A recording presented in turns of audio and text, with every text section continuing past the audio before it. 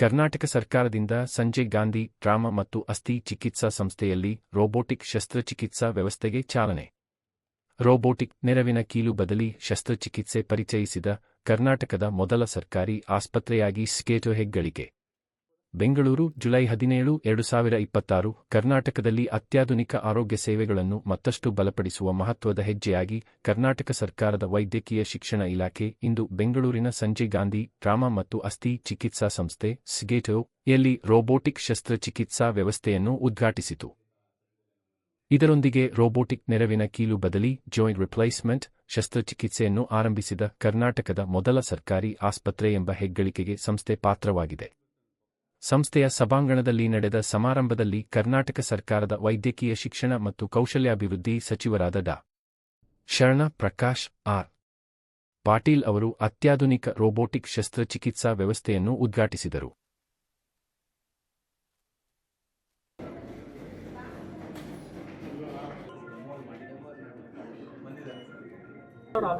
It is never late for government. ಯಾವಾಗ ಮಾಡಿದ್ರೂ ಕೂಡ ಜನರಿಗೆ ಅದು ಅನುಕೂಲ ಆಗುತ್ತೆ. ಇಲ್ಲಿ ಈಗಾಗಲೇ ನಾವು ಕಿದ್ವಾಯಲ್ಲಿ 2016ರಲ್ಲೇ ಮಾಡಿದ್ದೀವಿ. ಆಮೇಲೆ ಇನ್ಸ್ಟಿಟ್ಯೂಟ್ ಆಫ್ ನೆಫ್ರಾಲಜಿ ಕಳೆದ ವರ್ಷನೇ ಮಾಡಿದ್ದೀವಿ.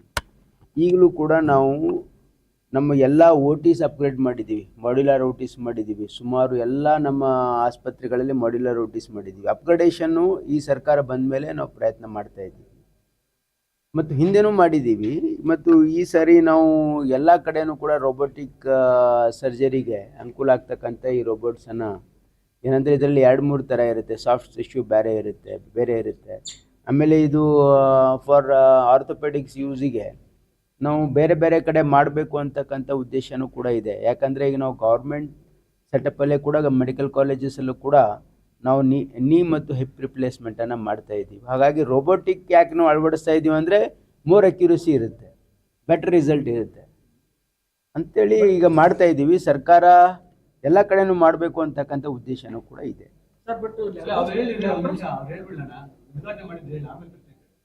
ಈಗ ಇಲ್ಲಿ ನಾವು ಸಂಜಯ್ ಗಾಂಧಿ ಒಂದು ಪ್ರೀಮಿಯರ್ ಇನ್ಸ್ಟಿಟ್ಯೂಟು, ಇದು ಟ್ರಾಮಾ ಸೆಂಟ್ರ್ ಇದ್ರೂ ಕೂಡ ಇದು ಮೇಜರ್ ಆರ್ಥೋಪೆಡಿಕ್ಸ್ ನಾವು ಇಲ್ಲಿ ಡೀಲ್ ಮಾಡ್ತಾ ಇರೋದ್ರಿಂದ ಇದನ್ನು ಮೊದಲು ನಾವು ಇಲ್ಲಿ ಅಳವಡಿಸಿದ್ದೀವಿ. ಬೇರೆ ಕಡೆನೂ ಮಾಡ್ತೀವಿ. ಕೇಳಿ ಏನು ಪ್ರಶ್ನೆ? ಲ್ಯಾಪ್ರೋಸ್ಕೋಪಿಕ್ ಅಲ್ಲ ಇದು. This is A robotic surgery entirely different. Success rate will be good. 99% ಇರುತ್ತೆ ಇದರಲ್ಲಿ. ಈಗ ನಿಮ್ಮ ಕನ್ವೆನ್ಷನಲ್ ಮಾಡಿದ್ರೆ 3 mm ಡಿಫ್ರೆನ್ಸ್ ಇರುತ್ತೆ, ಬಟ್ ಇಲ್ಲಿ ಮಾಡಿದ್ರೆ 0.03 ಇರುತ್ತೆ. ಸೊ 100% ಅಕ್ಯುರಸಿ ಇರುತ್ತೆ ಇದರಲ್ಲಿ ಕನ್ವೆನ್ಷನಲ್ ಮಾಡೋದಕ್ಕಿಂತ. ಬಟ್ ನಮ್ಮ ಎಲ್ಲ ಕಡೆ ರಿಸಲ್ಟ್ ಭಾಳ ಚೆನ್ನಾಗಿದೆ. ನಮ್ದು ಎಲ್ಲ ಗೌರ್ಮೆಂಟ್ ಹಾಸ್ಪಿಟ್ಲಲ್ಲಿ ಏನು ನೀ ರಿಪ್ಲೇಸ್ಮೆಂಟು ಹಿಪ್ ರಿಪ್ಲೇಸ್ಮೆಂಟ್ ಆಗಿದೆ. 99% ಗುಡ್ ರಿಸಲ್ಟ್ಸ್. ಇಂಪೋರ್ಟ್ ಮಾಡಿರೋದು ಎಲ್ಲಿಂದ ಸರ್?